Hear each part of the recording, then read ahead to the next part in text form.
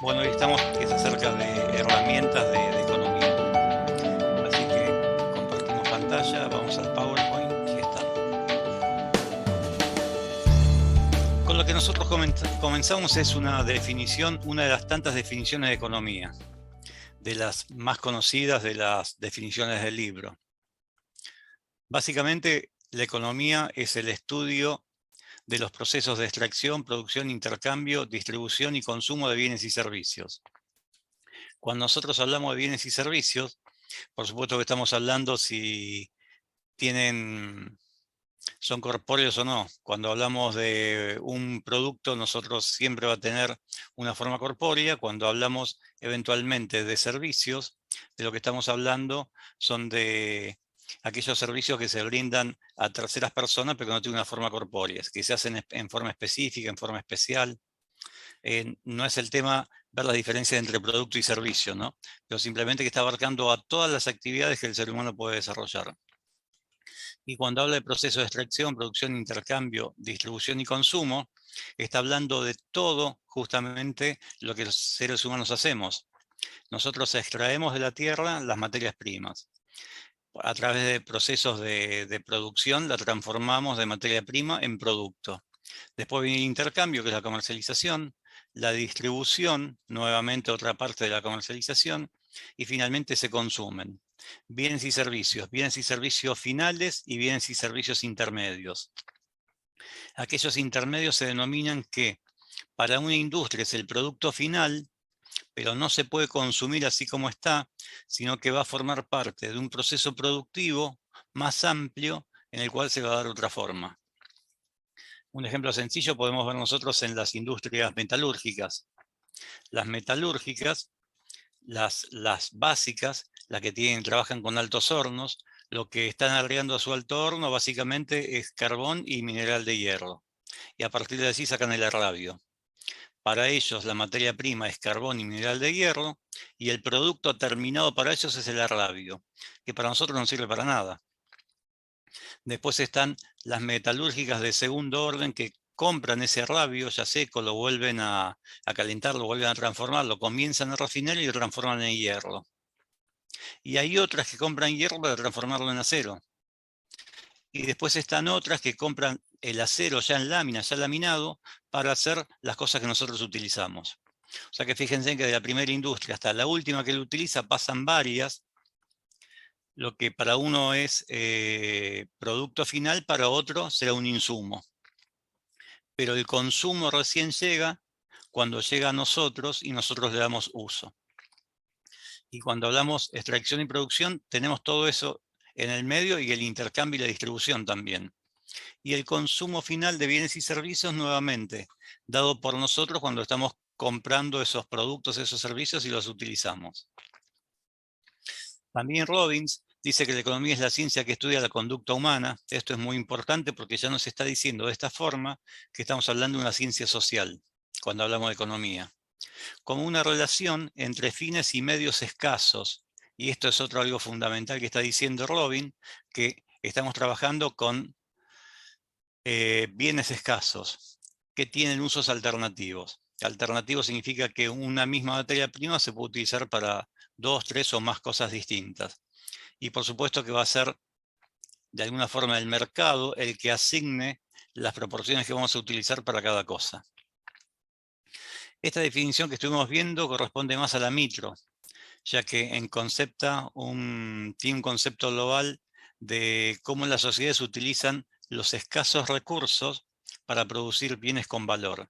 Y por supuesto, ante una materia prima que se pueden llegar a elaborar distintos bienes, aquellos que produzcan un mayor valor para quien lo está produciendo, será elegido como destino de producción de esa materia prima. En un sentido más amplio y más sencillo, la economía es las ciencias económicas, es la administración de los recursos escasos. Cuando hablamos de recursos escasos, son aquellos de los cuales nosotros quisiéramos tener más de los que tenemos o de los que necesitamos, o que cuya existencia no alcanza para satisfacer a todos en la medida en que todos nosotros queremos. Por el contrario, en lugar de un bien escaso, pensemos en un bien cuya existencia sea de forma sobrada. el aire, por ejemplo. ¿El aire tiene importancia? Sí, por supuesto. Si no tenemos aire, nosotros no podremos vivir. O sea que como activo tiene un valor altísimo, sin embargo no tiene precio. Uno podría respirar todo lo que quiera y el aire no se va a terminar. No es infinito. Para la capacidad humana sí corresponde como si fuese un bien infinito, por lo tanto tengo todas las cantidades que quiero, utilizo las que necesito nada más, y no se le pone precio porque está disponible. No porque no sea importante, sino porque está disponible cuanto yo quiera. En la medida en que esto no ocurre, es que comienza a tomar precio, porque en la economía el precio es indicador de muchas cosas, y entre esas tantas cosas, de la escasez de ese producto. Cuando un producto más caro es porque más escaso hay, y porque más gente tiene interés en tenerlo. Entonces es como si fuese una puja por precios que hace que algunos productos tengan un precio alto porque son escasos, ya sea porque hay pocos, porque la demanda es muy alta, su consumo es muy alto y por lo tanto se demanda, y ante una baja oferta, lo que regula es el precio. Entonces, nuevamente, y para cerrar esta parte, cuando nosotros hablamos de economía, estamos hablando del arte de la administración de los recursos escasos. Aquellos recursos que no son escasos, el aire, no hace falta administrarlo.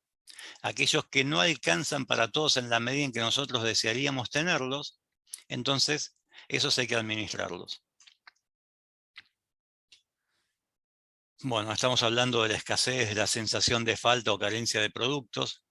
Esto todo relacionado con lo que estuvimos hablando recién, que se administran a través de lo que son los precios, que los precios determinan quién puede acceder a un producto y quiénes no, porque hay que hacer una selección acerca de quiénes llega.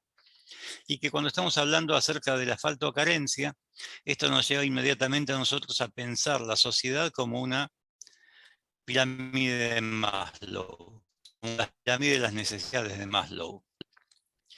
Maslow, un sociólogo que estuvo trabajando acerca de la teoría de motivación humana, desarrolló esta pirámide donde está diciendo que estos escalones son los que va a tratar de alcanzar cada individuo y va a tratar de sobrepasarlo para seguir siempre al escalón siguiente.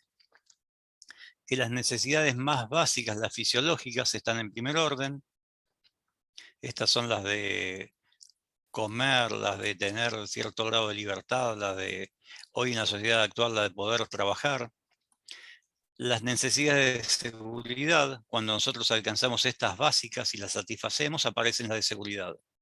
Ya queremos tener una mayor seguridad de lo que tenemos, de lo que poseemos, y no queremos que nos toquen y que nos saquen eso, que eso sea nuestro.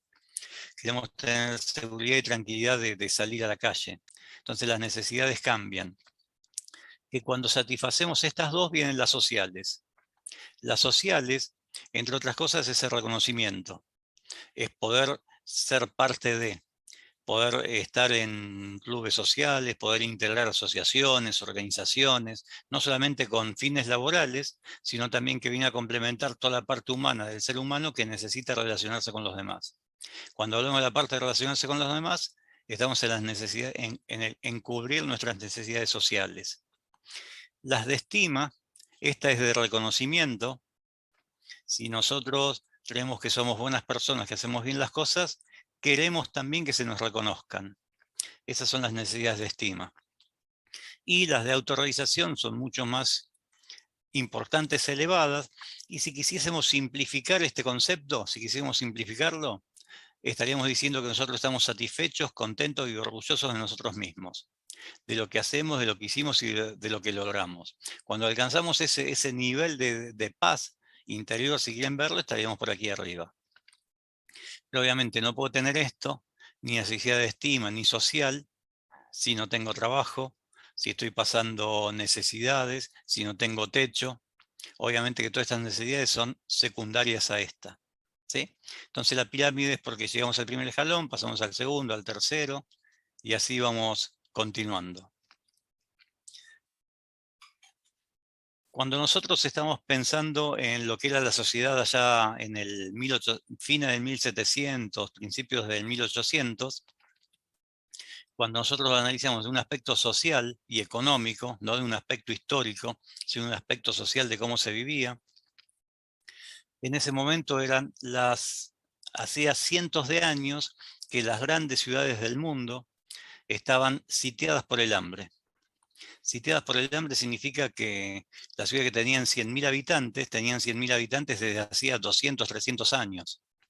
Porque si bien tenían muchos hijos, mucha descendencia, morían de hambre o morían por enfermedades.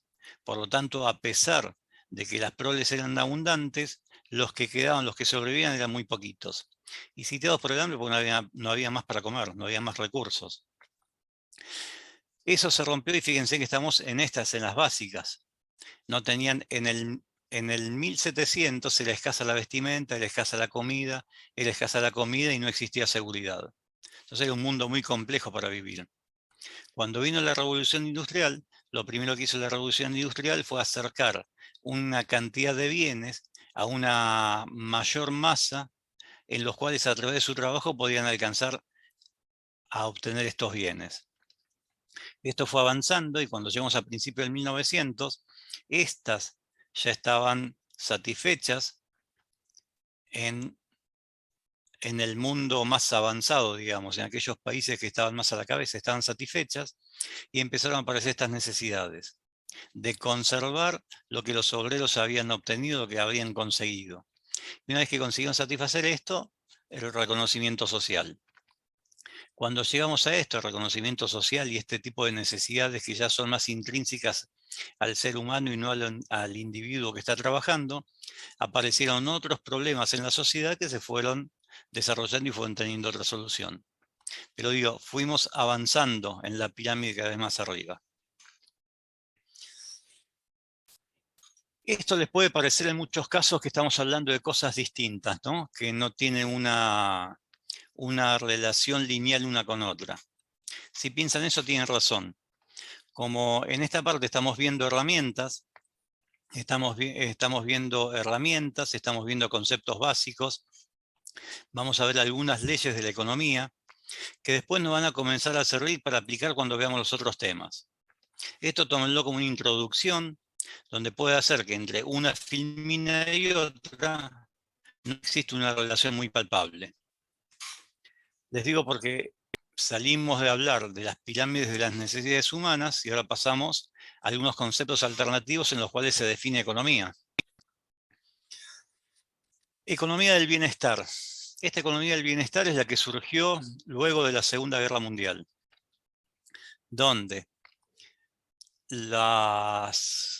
sobre todo los países que intervinieron en la guerra quedaron muy destrozados por la guerra, comenzaron los procesos de reconstrucción, y entonces el Estado no solamente comenzó con los estados, no solamente comenzaron con la reconstrucción posterior a la guerra, sino también que comenzaron a tener condiciones económicas más de acuerdo con cubrir las necesidades de su población. O sea, el Estado comenzó a transformarse en un Estado benefactor que le daba mayor cantidad de cosas a su población para tenerla en un mejor grado de bienestar. Elevar el estándar de vida. No a través del esfuerzo individual, sino a través del esfuerzo estatal. Entonces el Estado se encargaba de conseguir los recursos y estos recursos los distribuía. Esto se denominó economía del bienestar. Y esto duró mientras las necesidades de la población fueron básicas. Después de las guerras, si queremos ver las pirámides otra vez, las necesidades fueron mínimas, fueron básicas, y así es donde el Estado estuvo proveyendo esta protección. Y en aquellos estados que luego alcanzaron niveles de bienestar importante, el Estado siguió distribuyendo entre su población, dándoles más servicios o servicios de mejor calidad. Una economía mixta es cuando nosotros estamos hablando donde hay una economía que está obedeciendo tanto a lo que es el capitalismo, la sociedad privada, que es en la que vivimos nosotros en Occidente, y lo que es la propiedad colectiva relacionada con el socialismo. No hay muchos ejemplos de economía mixta. Hoy una economía mixta tiene China, por ejemplo, pero tiene una gran propiedad colectiva y una propiedad privada muy chica, muy reducida. Pero están conviviendo los dos sistemas. También Existen otros países que tienen esto y sobre todo se dio cuando los países que estaban del este europeo, lo que era la Unión Soviética y todo lo que era ese bloque socialista, dejó de serlo y se fue transformando poco a poco en una economía de tipo capitalista. En esa transición tuvieron una economía mixta, mientras fueron saliendo de un sistema y fueron ingresando a otro. Pero economía mixta hablamos de esto. No hablamos del Estado, no hablamos de una empresa mixta, que es otra cosa, que es el Estado con privados. Economía mixta son dos sistemas económicos que de alguna forma están conviviendo los dos juntos. Economía política, esta es la que nos va a costar un poco más explicar. La economía política, y saliendo un poco de lo que está acá, este escrito que se puede leer, habla básicamente acerca de las decisiones que en economía se toman para alcanzar fines políticos. Una economía política procura el beneficio de aquellos que en un momento determinado se encuentran en el poder o ejerciendo el poder en una determinada nación, en un determinado país. Cuando nosotros estamos hablando de que existe un determinado gobierno en un determinado país, que las medidas económicas que toma son medidas de orden político, en primer lugar, y económicos en segundo. O sea que la economía tiene un segundo lugar determinado por las políticas que estén imperando en ese momento, no por las políticas económicas, sino por las ideas políticas que estén predominando en ese momento. Que cuando existen fuerzas que son muy disímiles en cuanto a su idea de país o a su idea de cómo debe progresar, entonces tenemos idas y vueltas, idas y vueltas, idas y vueltas. Porque son proyectos en pugna en los cuales la economía está debajo de lo que es el ala política de los gobiernos. Por lo tanto, no están mirando tanto lo que dice la economía, que es el bienestar de los pueblos y la administración de los recursos escasos, sino de alcanzar objetivos políticos. Cuando hablamos de economía política, es lo que nosotros abrimos el diario y nos encontramos todos los días o vemos televisión y nos dicen medidas económicas que tomaron. Todas las medidas económicas que toma un gobierno es todo economía política. ¿Sí? Y cuando hablamos de economía política, piensen en otra cosa más también. ¿Cuántos años dura un gobierno en el poder? 4. 4 años, después elecciones y cambia. ¿Los gobiernos tienen incentivo para tomar medidas de largo plazo? Ninguna, si a los 4 años se van. A los 8 a lo sumo. Hay un periodo de reelección, por lo tanto puede haber 2 periodos para que un presidente pueda estar en el cargo. El hecho de que no existan incentivos para tomar medidas de largo plazo, medidas económicas, lo que está haciendo que siempre se esté trabajando sobre medidas de corto. Y las medidas de corto plazo, cuando resultan ser beneficiosas, por lo general, puede que en el largo plazo sean medidas contraproducentes. Pero los gobiernos no tienen incentivo en recibir el castigo político por tomar medidas que en el corto plazo no sean buenas, pero sí puedan serlo en el largo. Porque si toman medidas que resultan contraproducentes en el corto, no van a ganar la elección, seguro que la pierden. Entonces los incentivos que tiene nuestro sistema político para tomar decisiones económicas siempre se relacionan con el corto plazo. Ustedes miren todas las medidas que se estén tomando ahora, que se hayan tomado, y van a ver que la mayoría de ellas en el corto plazo ofrece cierto beneficio, pero en el largo es algo diferente.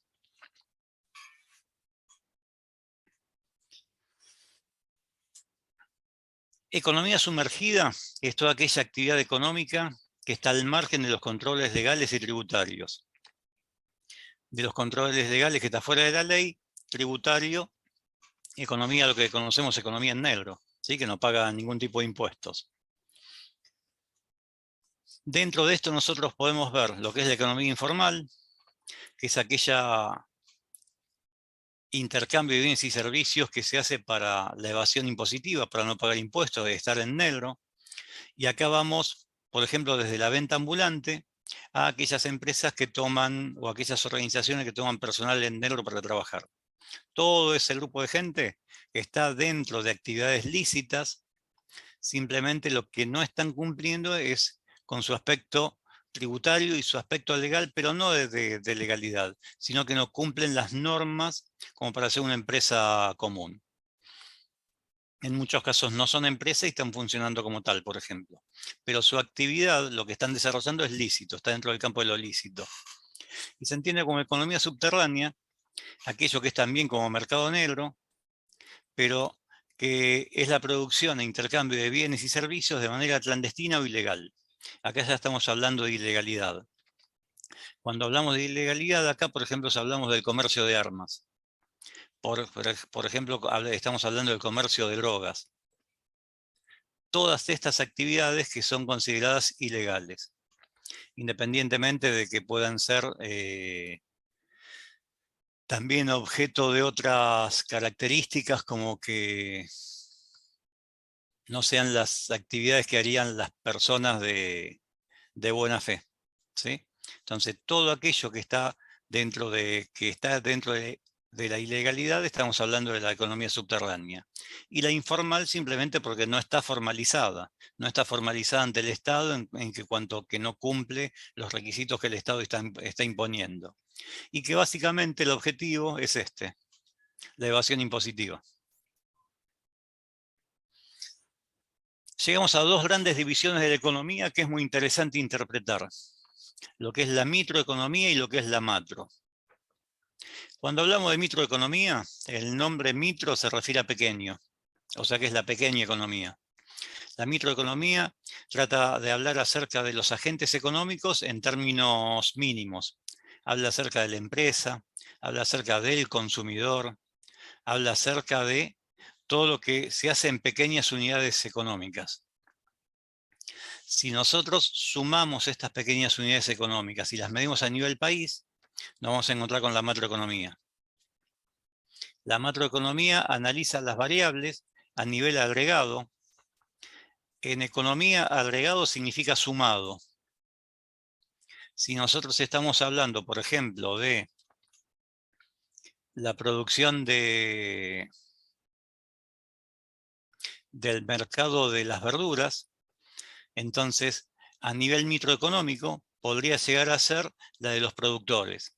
Un productor tipo y ver cómo desarrolla sus tareas, cuáles son sus costos, cuáles son sus gastos, su nivel de ganancia, su nivel de producción. Un productor tipo promedio. Cuando nosotros hablamos de macro y hablamos de la producción, de este mismo caso estaríamos hablando de la producción de todos los que están trabajando en ese mercado. Si nosotros hablásemos del mercado de las verduras, el mercado de las verduras estaría formado a niveles macroeconómicos, a niveles agregados.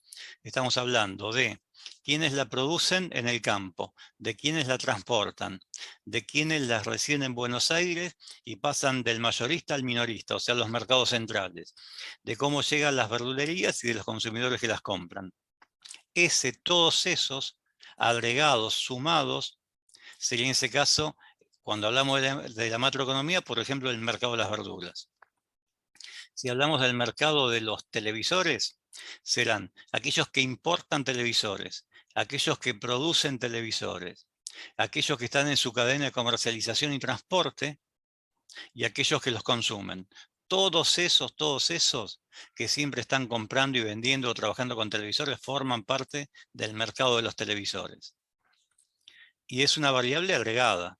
Yo sumé a varios componentes y a todos los que había, y eso es lo que se habla de macroeconomía.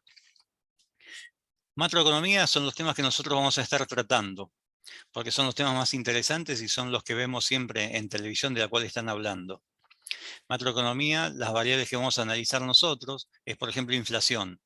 Los grandes problemas de la macro, la inflación, el desempleo, el comercio internacional, y dos o tres temas más que son también relevantes y que ya los tenemos nosotros planeados. El tipo de cambio también, con el comercio exterior viene balance de pago y tipo de cambio. Todos los temas relevantes para cada uno de los grandes problemas económicos, no que tiene Argentina, que tiene el mundo. Simplemente que muchas veces cuando vemos que algunos no tienen los problemas que nosotros tenemos, es porque ese problema es de una solución diferente. Y esa solución distinta que le dieron tuvo éxito simplemente. Entonces ese problema se minimizó. Factor de producción. Este es un tema que viene desde el 1700, desde que los primeros economistas comenzaron a trabajar y a dejar evidencia de su trabajo. Ellos identificaban como factores de producción para poder producir tres factores. Uno es capital, tierra y trabajo. Piensen en 1700. El trabajo que había era trabajo en el campo nada más. Entonces cuando hablan de tierra, hablaban de la tierra para sembrar. El trabajo eran los trabajadores, la mano de obra, y el capital, el dinero que hacía falta para comprar semilla. Entonces tenían capital para poder comprar semillas e insumos, tierra donde plantarlo y el trabajo humano que podía hacer que todo esto florezca y hacer la cosecha y recuperar. Hoy seguimos hablando que existen tres factores de producción y los seguimos llamando de la misma forma. Simplemente que hoy, capital siempre es el financiamiento de las inversiones. Una empresa quiere hacer un nuevo sistema productivo o agregar o se quiere ampliar, va al banco y solicita un préstamo. Listo, ahí tenemos el capital. El capital cómo está funcionando. El concepto tierra hoy es un concepto muchísimo más amplio, pero que en esencia conserva el mismo criterio que antes. Y se refiere a todos aquellos insumos de producción que yo necesito para poder producir. Si estamos pensando en una fábrica, necesitamos el edificio, las instalaciones, las máquinas, los centros productivos, los depósitos. Toda la parte que se necesite para producir es lo que hoy denominamos tierra, o el nuevo concepto que existe de tierra. Y trabajo sigue siendo la mano de obra. Cada uno de estos factores tiene también su retribución. Cada uno cobra algo por lo que hace. El capital, como los capitalistas que están prestando su dinero, o el banco que presta, cobra un interés por prestar ese dinero. La tierra tiene la renta. Ustedes sabrán que los terratenientes que tienen grandes porciones de tierra, de hectáreas y hectáreas de tierra, ellos ganan con la renta de la tierra. Hoy la renta de la tierra en una fábrica sería la retribución que reciben los dueños justamente por dirigir ese trabajo, por poseer y poner en producción todo ese conjunto de bienes. Y el trabajo siempre sigue con la retribución como el salario. Así que cuando existe un hecho productivo, tomamos materia prima, la transformamos, siempre va a intervenir el capital que lo financia lo que haya falta financiar. Todos los implementos necesarios para poder hacer esa transformación, acá hablamos de lo que son maquinarias, recuerden, pero ninguna maquinaria funciona si no existe una mano de obra, un ser humano que esté detrás. Y entonces cuando se produce la fabricación y se producen los productos, después nace lo que es la lucha justamente por lo que producen en exceso de su costo el capital, la tierra y el trabajo. Si nosotros nos dedicamos a hacer tazas y nos dejan 10 pesos de ganancia cada taza, la distribución de esos 10 pesos en capital, tierra y trabajo es lo que siempre está en lucha. ¿Quién se lleva más? ¿Quién se lleva una parte? ¿Quién se lleva más que la otra? ¿Quién pone más? ¿Quién pone menos? Esa es la lucha que siempre se da entre estos tres.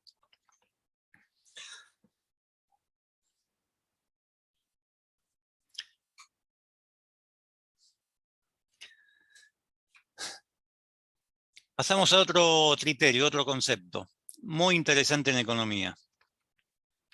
Se trata acerca de lo que se conoce como la FPP o la frontera de posibilidades de producción. En un ejemplo muy sencillo, lo que está acá graficado, nosotros tenemos dos factores productivos, uno identificado con el factor Y y otro el factor Z. En un ejemplo burdo, Ustedes piensen que nosotros tenemos una fábrica donde fabricamos puertas y fabricamos ventanas y lo hacemos con madera y vidrio nada más. Dos factores de producción, madera y el otro factor vidrio. Dos productos a producir, ventanas y puertas. Diferencia, si fabrico puerta, uso un montón de madera y un poquito de vidrio. Si fabrico ventanas, uso un montón de vidrio y poquita madera. Entonces, esto que me está diciendo, que usando esos dos factores, si yo voy a utilizar toda la madera, ¿cuánto puedo fabricar?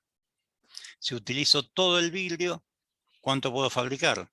O si quiero fabricar puertas, ¿cuántas puedo hacer? Si hago puertas nada más, si hago ventanas nada más, ¿cuántas puedo hacer?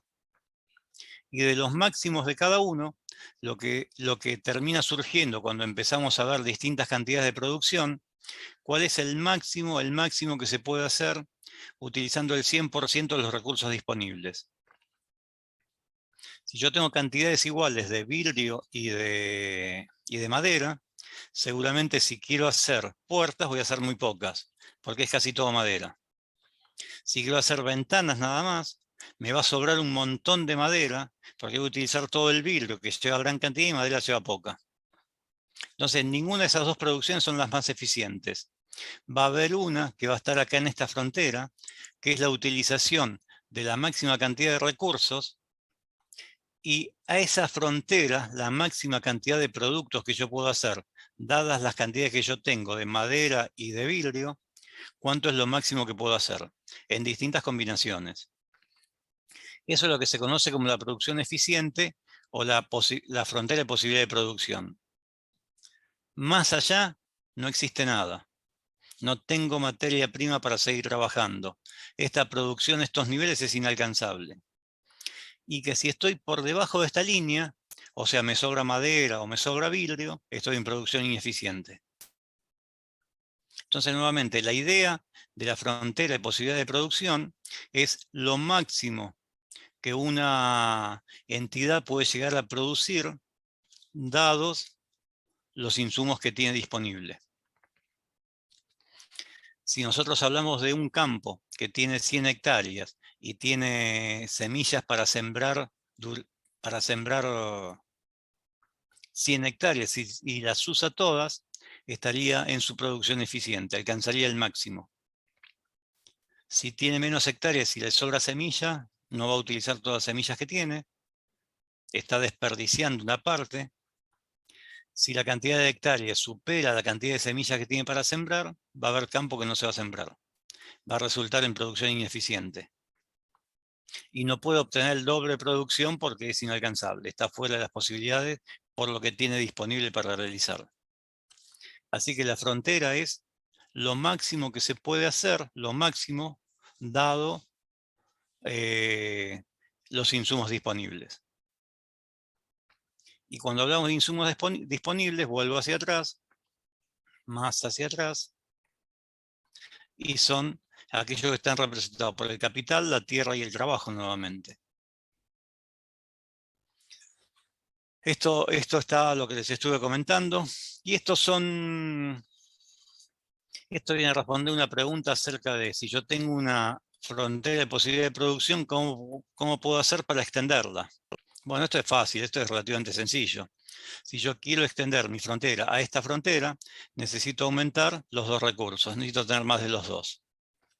Si aumento un solo recurso, el recurso I, esta curva se va a transformar en esta. Podré trabajar en aquellos que presentan únicamente un solo recurso y no el otro.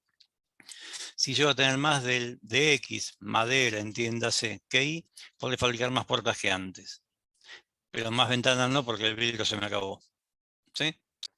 Así que simplemente es una nueva frontera, dadas que tengo nuevas condiciones en cuanto a que mi stock cambiaron, nada más. Pero siempre, y esto es lo importante, volvemos atrás, es el límite, es esto que está acá. En un ejercicio muy sencillo, si una máquina fabrica 20 piezas por hora y el horario de trabajo son 8 horas, la producción eficiente sería producir 160 piezas. 8 horas de trabajo por 20 piezas por hora, 160.